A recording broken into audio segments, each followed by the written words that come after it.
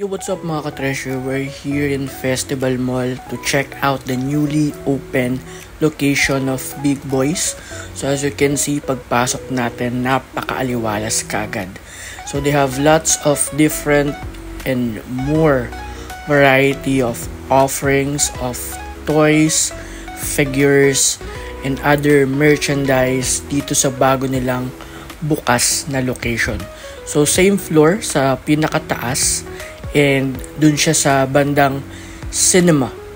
So madali siyang makikita kasi kahilera lang din siya ng Philbars and hobby stocks.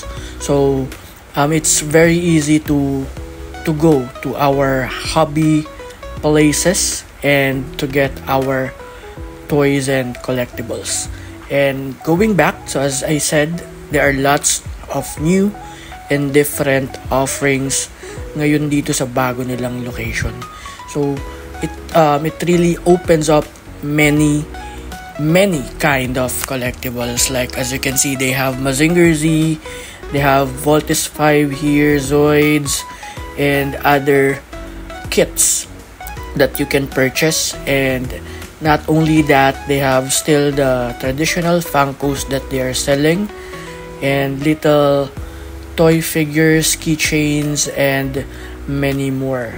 So napakaganda ng bago nilang open na location. Sobrang laki kumpara dun sa dati nila, and at the same time talagang napakaaliwalas. So same thing pa rin naman, ganun pa rin, sila pa rin yung mga staffs, mababait pa rin sila. And nandito pala ako para kunin yung napanalunan ko sa auction. So ayan, as you can see, marami na agad tao, kumukuha rin ng auction item yung iba, and of course yung iba yung bumibili.